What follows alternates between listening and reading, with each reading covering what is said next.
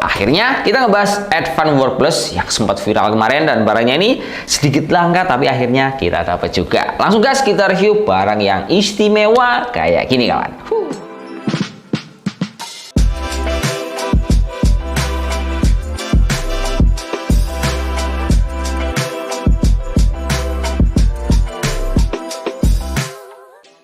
Hai kawan, assalamualaikum warahmatullahi wabarakatuh dan jumpa lagi sama saya Samudin di Karisma Channel tentunya. Kali ini bro kita udah kedatangan sebuah laptop yang viral kemarin yaitu Advan Work Plus yang harganya itu cuma di angka 7 juta doang dan speknya memang sengeri itu bro. Dia pakai Ryzen 5 seri gaming, RAM 16GB, penyimpan 512GB dan untuk build quality-nya ini memang keren banget bro. Dia full aluminium, jadi premium di harga 7 juta itu memang benar-benar kena banget di produk hero-nya si Advan Work Plus ini. Asli bro, bagus pol ini.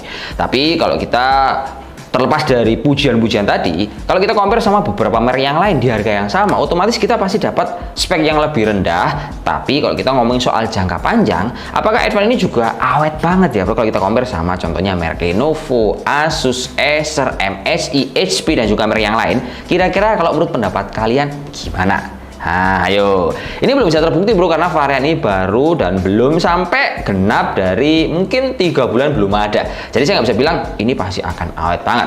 Sehingga kalau teman-teman juga mau beli produknya, mungkin ini orang-orang kalau mau beli produk biasanya berpikir tentang purna jual. Lah saya bisa bilang garansi saya adalah kalau kita mau jual produk yang memang lokal seperti Advan ataupun si Axio, rata-rata harganya pasti akan lebih rendah dibandingkan brand-brand yang sudah melanglang buana seperti yang saya sebutkan tadi. Kemudian si Advan ini terlepas dari purna jual dan juga awet enggaknya, sebenarnya basically ya kembali lagi sama perawatan tempat masing-masing. Contoh ya pas kita pakai itu kalau baterainya penuh kita lepas. Terus kemudian kalau teman-teman menggunakan laptop ini di atas meja jangan beralaskan misalkan kain ataupun pas kalian pangku supaya sirkulasinya udaranya semakin lancar, itu juga berpengaruh. Dan pas kalian mau bawa laptop ini ke kampus ataupun sekolah dan juga kantor, itu juga harus dengan cara yang benar. Misalkan simpelnya ini jangan sampai ditumpuk layarnya supaya tidak gampang pecah. Nah, hal seperti itu bro yang akan membuat produk kalian ini jauh lebih awet daripada tanpa perawatan sama sekali. Dan ngomongin soal jeroannya, laptop ini istimewa bro karena ini punya dual fan, triple head pipe dan juga dual exhaust yang terletak di bagian bawah layar. Lanjut untuk opsi upgrade-nya, memang RAM-nya ini tersolder, tapi karena udah 16GB DDR5, jadi saya kira nggak upgrade pun ini sudah cukup maksimal untuk bisa menghandle semua software teman-teman meskipun kalian menggunakannya secara berbarengan. Terus kalau SSD-nya ini juga cukup lega banget bro karena dia memiliki 2 buah slot M2 yang dimana salah satunya itu sudah terisi dengan kapasitas 512GB. Untuk softwarenya laptop ini dibekali sama Windows 11 tapi ini dia tidak ada Office-nya.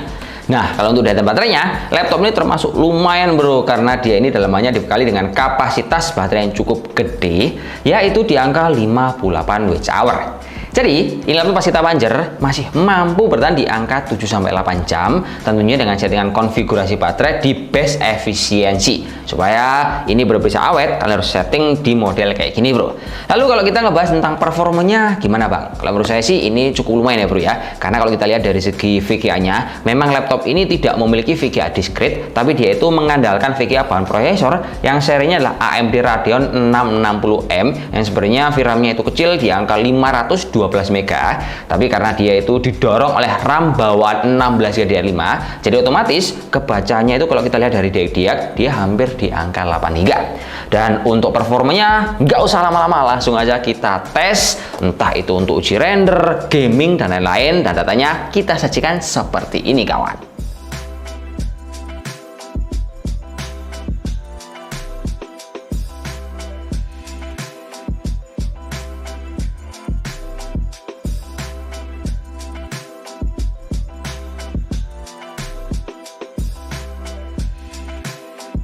Nah, sekarang saya mau coba untuk ngasih cerita sama kalian bahwa pengguna laptop ini dia termasuk nyaman bro karena dia itu basically semua materialnya berbahan aluminium, layarnya 14 in, panelnya IPS, resolusinya juga tinggi bro. Dia di angka Full HD 1920 x 1200. Jadi aspek rasionya di angka 16:10. Terus kalau teman-teman lihat bezelnya itu tipis di semua sisinya dengan dilengkapi sama kamera yang kelengkapannya cukup oke dan hasilnya bening bro. Terus kalau kita agak turun ke bagian bawah, ini Ini keyboardnya memang tidak terasa premium sekali, tapi termasuk mewah menurut saya ya, karena dia itu dibekali dengan backlight warna lampu putih, terus tombol powernya itu menjadi satu di sini. Dan kalau kita geser ke bagian bawah, touchpadnya ini unik bro, dia melebar ke samping, plus dilengkapi juga sama sistem security berupa fingerprint yang terletak di bagian pojok kiri atas ini. Lalu untuk colokan IO portnya ini termasuk lengkap, dia posisinya terletak di kiri kanan, ada USB, ada micro card reader, ada jack 3.5 dan ada juga tipe C. Misalkan teman-teman buat presentasi, laptop ini juga didukung dengan port HDMI, jadi nggak usah banyak-banyak konverter. Lalu untuk WiFi-nya udah pakai WiFi 6, plus kalau kita nontonin YouTube ataupun kita mau nonton drakor, audionya ini memang bukan pakai Dolby ataupun pakai seri-seri yang high yang lain, tapi menurut saya ini cukup lumayan lah bro untuk bisa menghibur kebutuhan teman-teman. Overall saya bisa bilang 7 juta memang worth it banget. Kalau ada yang harganya lebih mahal sedikit di marketplace, mungkin itu wajar bro, karena memang barang ini limit di pasaran. Dan catatan saya, tetap harus dilakukan perawatan supaya laptop yang kalian beli ini bisa awet dan tahan lama.